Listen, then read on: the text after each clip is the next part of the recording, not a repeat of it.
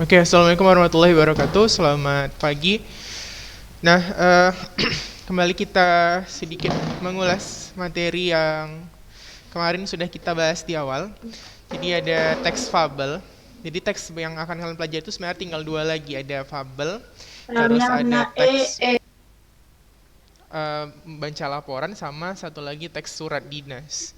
Jadi untuk 2 bulan, mungkin kalau surat dinas nanti kita akan bahas di bulan Maret. Terus nanti yang surat membaca laporan buku itu di bulan April, gitu. Habis itu setelah itu ujian. Nah, untuk Februari ini sepertinya mungkin akan minggu ketiga kita masih bahas fabel. Nanti minggu keempat baru kita agak sedikit singgung tentang bagaimana sih bentuk-bentuk surat dinas, gitu ya. Nah, untuk kemarin kita lihat bahwasanya fabel itu dari segi struktur terdiri dari orientasi, komplikasi, resolusi, dan koda, gitu ya. Nah, bagaimana yang dikatakan sebagai orientasi? Orientasi itu adalah kemarin pengenalan si tokoh. Ingat, tokoh dalam teks fabel itu sudah pasti bukan manusia. Jadi tokohnya udah pasti hewan. Jadi kalau ada cerita kombinasi misalnya manusia dan hewan itu tidak tergolong fabel gitu. Jadi dia masih dongeng. Kalau yang fabel itu dia murni, tokoh utamanya itu sudah pasti hewan.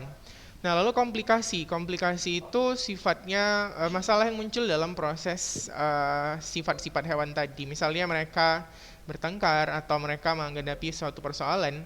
Nah, lalu ada resolusi. Resolusi itu bagaimana proses penyelesaian masalah yang terjadi di komplikasi, dan koda itu pembelajaran. Karena kalian masih kelas 7, maka koda itu atau pembelajaran atau amanat yang muncul itu masih bentuknya tersurat. Jadi biasanya dalam teks fabel, makna-maknanya itu masih sifatnya dituliskan.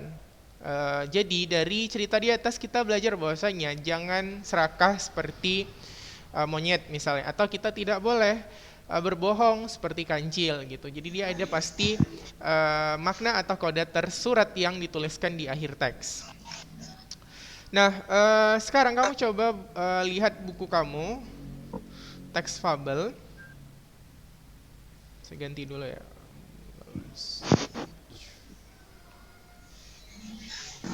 Oke. Yang di halaman 193. Coba masing-masing ambil buku paketnya, buka halaman 193. Udah? Wis.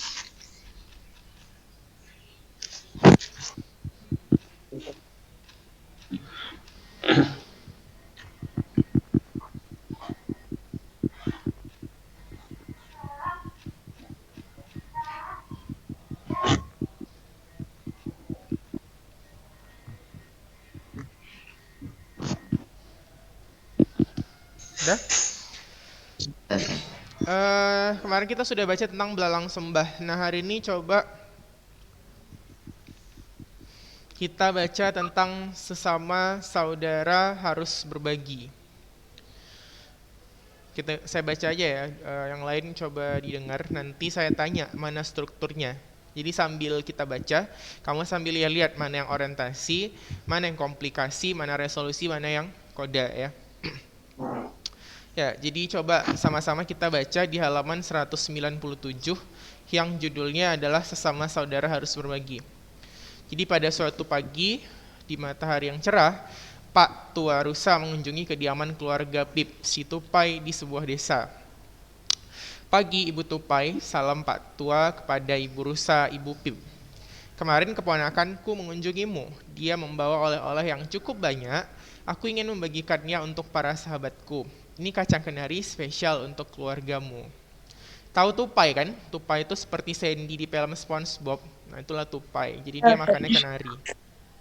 Nah, terus terima kasih Pak Tua Rusa, ucap Ibu Pip. Katanya sepeninggal Pak Tua Rusa, Ibu Pip masuk ke dalam rumah dan memanggil anak-anaknya.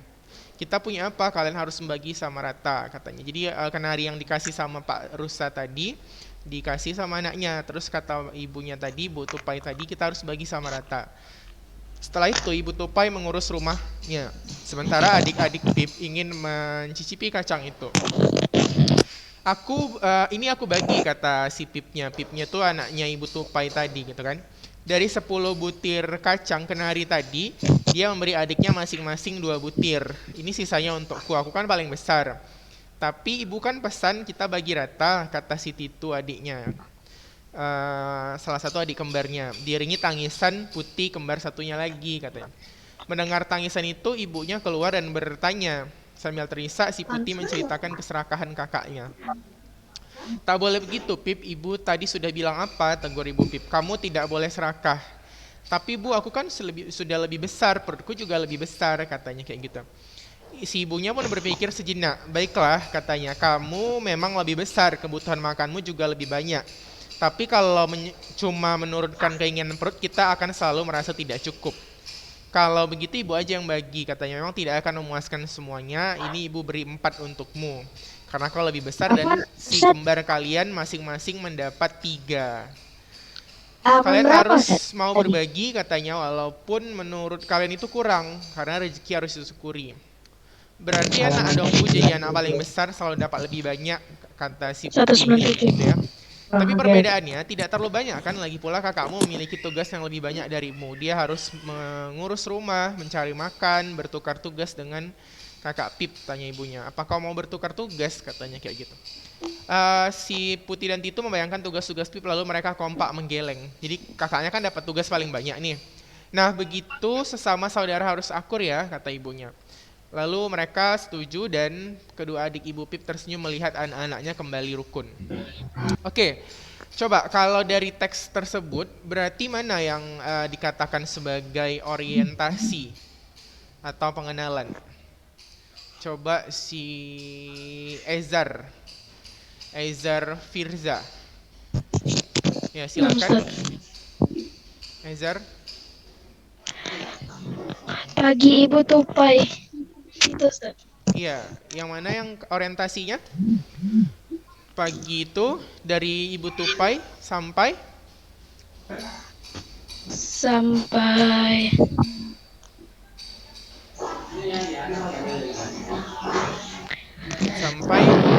kacang itu.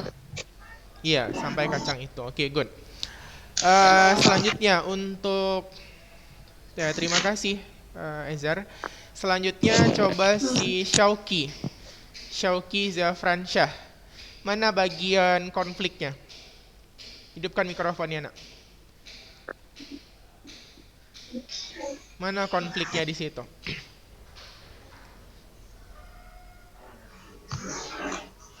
Coba Syauki, silakan dihidupkan mikrofonnya. Syauki, kamu aktif nggak?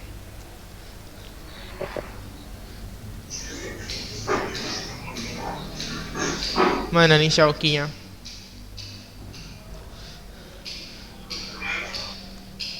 Coba sebentar saya mau lihat lah. Hidupkan coba semua ininya. Coba hidupkan semua videonya sebentar. Hah? Hah? Oh iya, oke. Oke. Oke, udah dihidupkan. Saya mau ngecek kalian ada nggak gitu. Syauki tadi gimana Syauki? Bisa Syauki? Coba hidupkan mikrofonnya Syauki. Mana kira-kira tadi yang kita baca sama-sama tadi, mana yang bagian konfliknya? Masalahnya mulai muncul di mana gitu. Karena kan kita percuma aja kita bahas teori-teorinya, kalau kalian nanti lihat teks ternyata kalian bingung juga menentukan mana yang konflik, mana yang orientasi, mana pula yang resolusi gitu. Jadi pentingnya itu kalau di dalam bahasa, setiap kita belajar, kamu harus mahir menentukan mana struktur teks, mana yang konten bahasa gitu. Jadi tahu batasannya. Karena nanti kan kalau dalam soal ujian atau di soal-soal tes lainnya, jarang itu pasti dimunculkan secara utuh satu teks. Pasti munculnya itu penggalan per penggalan. Makanya kamu harus jeli membedakan mana penggalan yang satu dengan penggalan yang lainnya gitu. Coba si Mirza mana bagian konfliknya? Hidupkan mikrofonnya. Oke, silakan. Di bagian mana tadi konfliknya muncul, Mirza? Dari ini aku bagi sampai Di mana? dari ini aku bagi Ustaz. Kata Pip. Iya, oke ya. Jadi munculnya di situ dia masing-masing memberi 2 butir, sisanya untuk aku. Aku kan paling besar katanya. Disitulah mulai muncul masalahnya.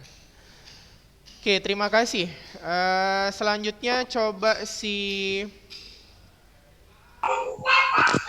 Hafiz Thohir. Silahkan hidupkan mikrofonnya, Hafiz. Oke, mana bagian resolusinya? Penyelesaiannya, Hafiz.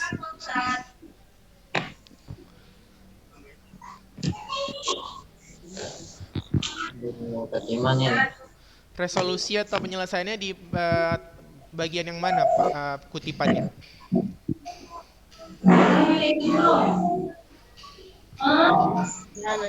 Belum tahu. Tadi itu halaman berapa, Ustaz? Halaman 197. Coba lihat, tadi kan sudah dijelaskan orientasinya tadi bagian pagi, terus konfliknya pada masalah pembagian. Sekarang bagian resolusinya yang mana kira-kira?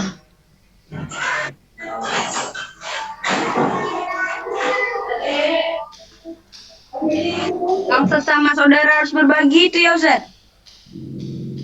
Penyelesaiannya ya. Ya, oke. Nah, jadi sesama saudara harus akur ya. Tapi sebenarnya bukan dari situ, tapi dari mulai ibunya itu ngasih sini biar ibu bagi gitu. Di halaman 197 yang bawah kan ada ibunya bilang gini, Ibu Pip berpikir sejenak. Baiklah Pip, kamu memang lebih besar, kebutuhan makanmu lebih banyak. Kalau begitu ibu saja yang bagi ya. Nah, dari situ tuh resolusi. Jadi resolusi itu adalah tahap atau struktur di mana masalah itu mulai mendapat jalan penyelesaian gitu.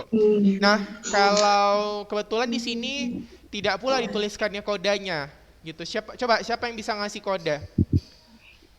Dikasih nilai nanti. Kode itu apa? Koda itu Ada, Ustaz. penyelesaian yang berisi amanat. Ada, Apa pesan Ustaz. yang bisa, apa moral lesson atau pembelajaran yang bisa kalian ambil dari cerita tersebut? Jangan serakah, Ustaz. Oke, 1, jangan serakah. Kedua, Sesama saudara harus akur. Sesama saudara harus saling berbagi, Ustaz. Kepentingan diri sendiri, Ustaz. oke. Nah, jadi kalau misalnya kita lihat di situ, pertama kita tidak boleh serakah, harus berbagi. Yang kedua memang yang dimaksud dengan adil itu bukan sama rata, tapi meletakkan sesuatu pada tempatnya. Di situ kan ibunya bilang, baiklah Pip, kamu kan lebih besar, jadi saya kasih kamu lebih banyak katanya. Terus adiknya kan iri katanya, kok dia enak lah ya anak paling besar dapat yang banyak gitu. Kalau gitu tukarlah pekerjaannya katanya gitu. Jadi sama seperti kalau kamu dikasih uang jajan, abangmu SMA misalnya, atau ada yang kuliah, uang jajan dia lebih besar. Nah, kamu tidak boleh iri karena memang kebutuhan dia mungkin lebih banyak. Satu mungkin dia ada kebutuhan untuk menyelesaikan tugas, penelitian, apa segala macam yang membutuhkan biaya lebih besar. Nah, kamu mungkin yang masih SMP tidak sebanyak itu gitu. Jadi sebenarnya yang dikatakan adil bukan sama rata, tapi sesuai porsinya, sesuai dengan tempatnya masing-masing. Ya kalau memang dia lebih banyak butuhnya karena memang tanggung jawab dia lebih besar ya seperti itu. Kan tadi kenapa mamanya ngasih yang lebih banyak ke kakaknya, karena memang kakaknya tugasnya lebih banyak, terus badannya lebih besar, jadi dia kebutuhan makannya juga lebih banyak. Sementara adiknya itu lebih sedikit, karena memang adiknya tugasnya lebih sedikit gitu. Jadi intinya pesannya, selain kita harus berbagi, masalah adil itu kembali lagi bukan masalah sama rata, tapi meletakkan sesuatu sesuai dengan porsinya gitu ya. Jadi kalau anak SD jajannya misalnya 10.000, SMP 10.000, SMA 10.000 sama rata, tapi itu nggak adil gitu, karena memang mungkin jam sekolahnya juga SMA lebih banyak, tugasnya lebih banyak, terus mungkin kebutuhan untuk prakteknya juga lebih besar gitu. Jadi tidak bisa sama rata. Kayak gitu kurang lebih seperti itu ya. Yang penting kamu sudah bisa bedakan mana yang orientasi, mana yang konflik, mana resolusi, mana yang koda. Jadi ingat lagi sekali lagi koda itu tidak selalu ada. Tapi intinya koda itu adalah amanat yang bisa kita ambil dari teks gitu ya. Nah,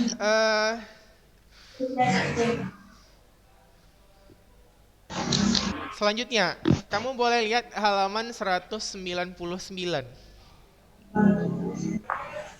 Boleh lihat halaman 199. Nah, di situ ada kotak info. Di kotak info itu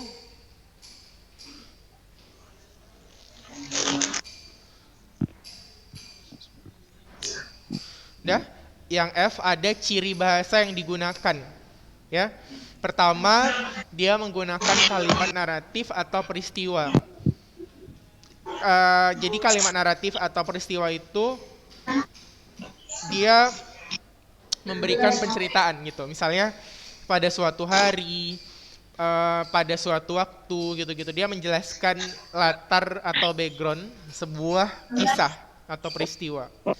Jadi tulisannya letaknya nampak tuh di orientasi. Jadi pembukaannya pada suatu hari, pada suatu waktu, kan? Nah itu dia berarti adalah kalimat naratif. Oke, tadi siapa yang raise hand? Ada yang mau ditanyakan nggak? Kalau mau ditanyakan, langsung aja hidupkan mikrofonnya atau tulis di chat ya. Gitu. Boleh juga raise hand tapi tulis aja gitu karena lebih bagus tulis di chat. Jadi kita bisa baca sama-sama. Send-nya to everyone ya, nggak usah ke saya aja, ke everyone. Jadi kawannya juga bisa baca gitu. Kan ada tuh pengaturannya di chat, to everyone ganti gitu. Jadi kalau mau nanya, kamu bisa tanya dan kita bisa jawab sama-sama. Oke? Yang kedua, dia peserta nggak bisa, Ustaz. Kenapa? Untuk peserta nggak bisa ke everyone, Ustaz. Oh iya, ke saya aja berarti ya. Iya, Ustaz. Oh ya udah nggak apa-apa kalau gitu ke saya juga boleh, nanti saya bacakan gitu. Nah, yang kedua ada kalimat langsung ya. Kalimat langsung itu dia berupa dialog atau kalimat yang mengandung petikan langsung. Ini saya tulis di chat ya. Salah gini. Kata berkata.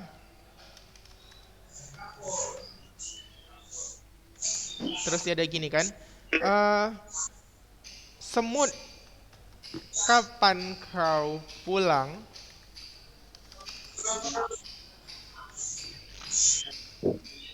Nah, itu ada saya tulis contoh kalimat langsung.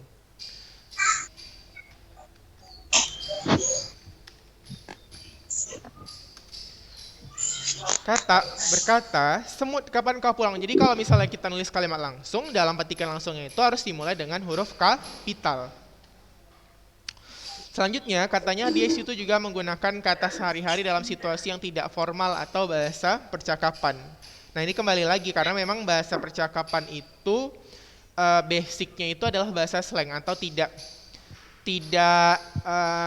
baku gitu, tidak lisan, tidak seperti tulisan yang ditulis di karya ilmiah gitu. Kalau misalnya di bahasa Inggris kan kita misalnya bilang apa kabar, how are you gitu kan. Tapi kalau misalnya bahasa sehari-hari mereka paling mereka bilang what's up gitu kan. Dah, itu artinya sama dengan how are you, sama dengan kita juga gitu kan. Apa kabarmu hari ini itu kan bahasa baku ya. Tapi kalau dalam percakapan jarang kita bilang seperti itu. Apa kabar, paling gitu aja gitu kan. Nah itu namanya bahasa percakapan atau bahasa slang. Itu juga terdapat dalam dongeng atau fabel. Karena apa? Karena pada dasarnya si fabel ini diangkat untuk menceritakan karakter-karakter hewan dalam dunia sehari-hari.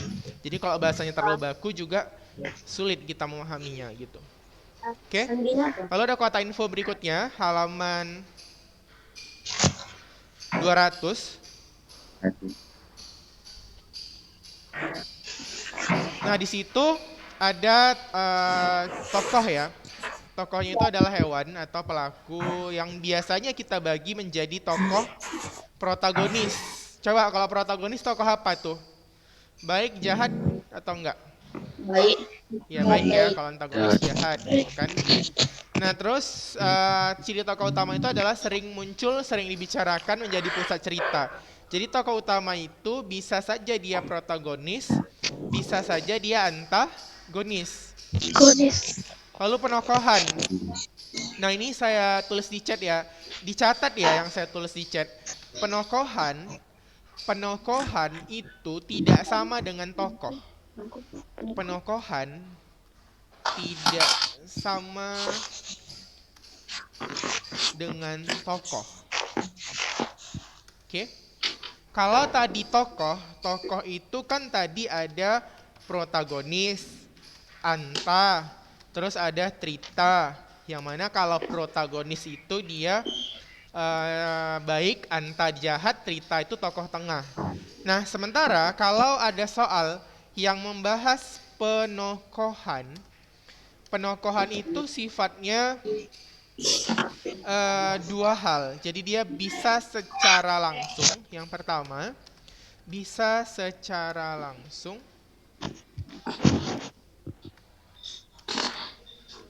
atau yang dikenal dengan istilah analitik. Analitik itu artinya pengarang langsung memaparkan deskripsi si tokoh.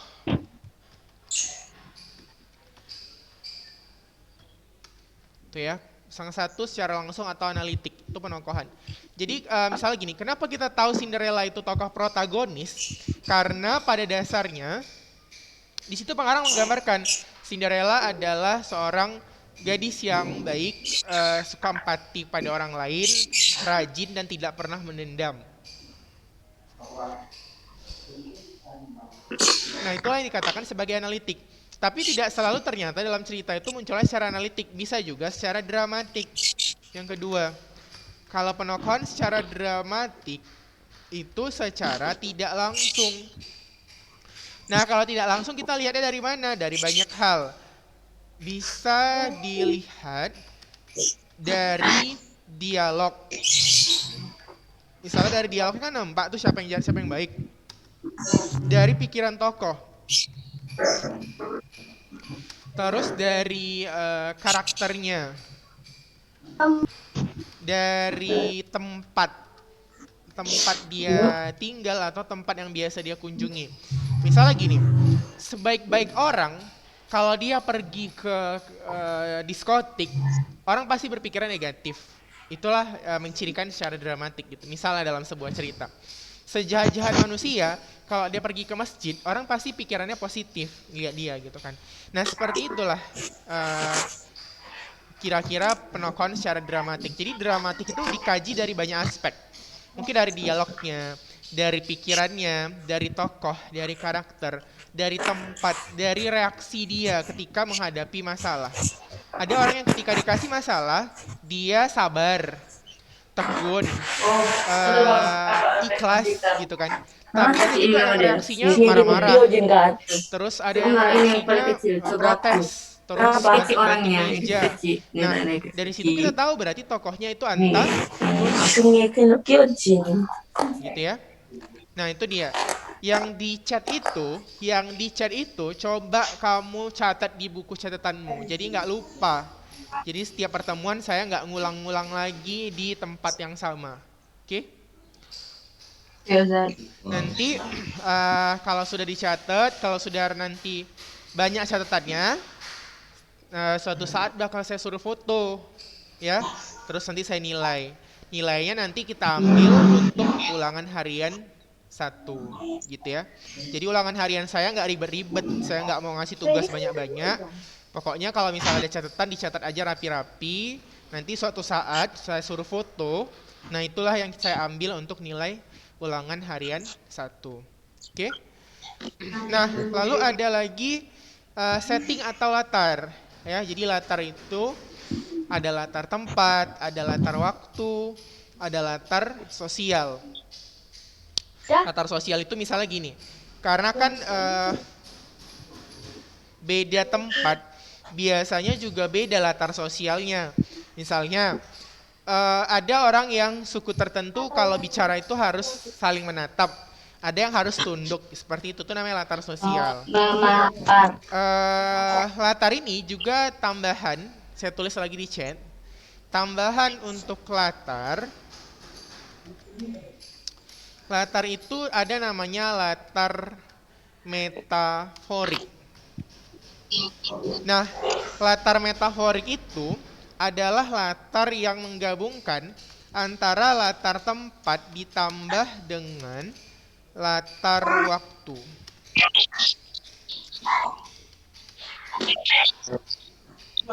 Ya, jadi latar metaforik itu adalah latar tempat yang ditambah dengan latar waktu, gitu. Jadi atau latar tempat ditambah dengan latar suasana. Nah, itulah namanya metaforik. Jadi dia nggak satu latar. Misalnya gini, si Anton pulang ke rumahnya. Sesampainya di depan rumahnya, ia melihat ada rangkaian bunga putih di sudut-sudut ruangan. Ruangan itu tampak gelap, sepi, mencekam, seolah-olah baru terjadi proses pemakaman. Nah gitu dia. Jadi dia menggambarkan tempat dan suasana di tempo yang sama gitu, di satu baris yang sama. Nah itu dikatakan sebagai latar metaforik. Baru di K13 ada yang seperti itu. Jadi harap dicatat ya. Lalu si tema ini lagi ya, tema ini diartikan sebagai gagasan inti cerita yang biasanya ditulis singkat-singkat aja. Misalnya temanya tentang persahabatan, perjuangan, keikhlasan. Nah itu tema. Tapi kalau judul itu diartikan sebagai kepala karangan. Ya, judul itu diartikan sebagai kepala karangan. Nah, yang dikatakan kepala karangan itu sifatnya khusus. Maka kadang-kadang dia tidak menggambarkan isi. Gitu. Jadi kadang-kadang judul itu tidak menggambarkan isi. Ya, jadi seperti itu. Jadi harap coba lihat kalau misalnya ada teks fabel, ada judulnya, tidak selalu bisa kamu jadikan tema. Jadi kadang-kadang yang dikatakan sebagai tema yang memang harus kita baca semua, karena judul itu apalagi dalam ranah sastra seperti fabel ya, kadang-kadang tidak menggambarkan isi.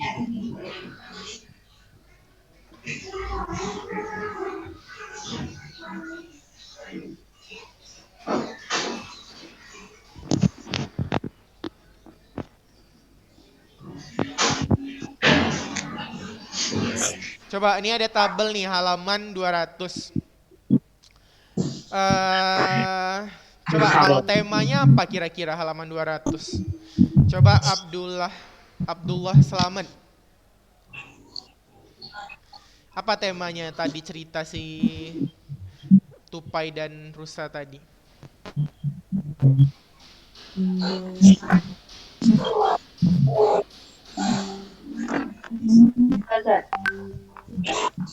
Temanya adalah apa tadi yang kita bahas? Saudara harus berbagi.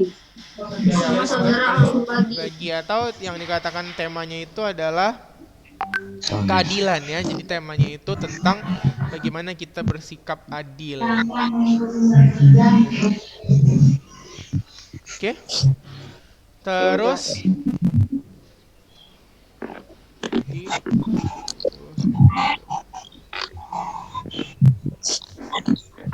Oke.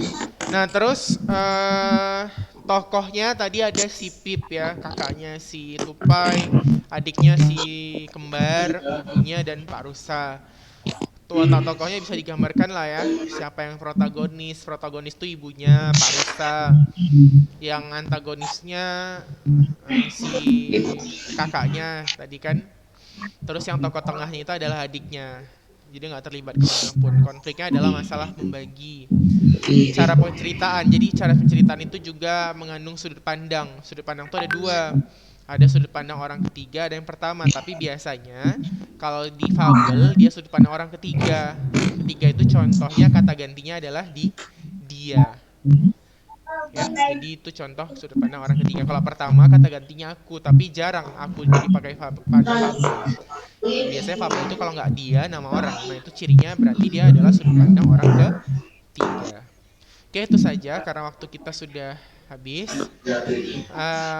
Silahkan dicatat yang udah kita bahas tadi supaya jangan lupa di rumah. Itu saja. Assalamualaikum warahmatullahi wabarakatuh. Bentar ya, jangan keluar dulu ya. Saya mau print screen absen.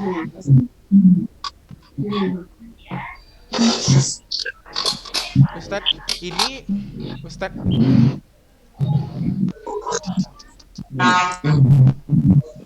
Ustadz ini kalau mau buka Word di mana ya? Tadi yang itu saya mau print screen absennya.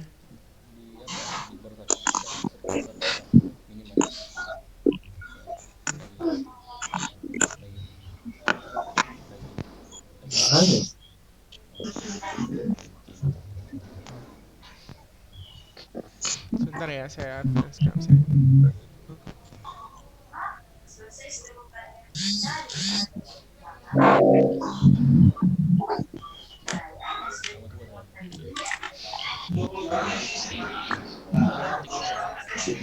Masa iya, saya print screen, saya copy, jadi saya di rumah bisa saya checklistin. Kalau gini kan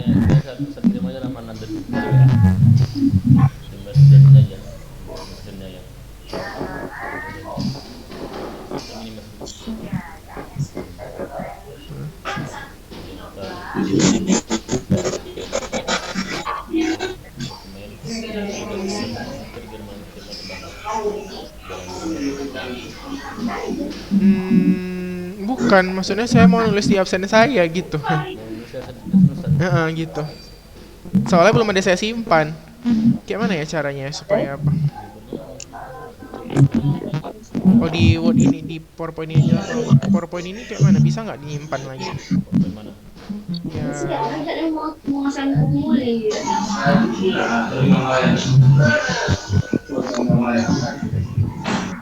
PowerPointnya tadi mana? Oh, ini bisa nyimpan lagi nggak? Nggak bisa ya?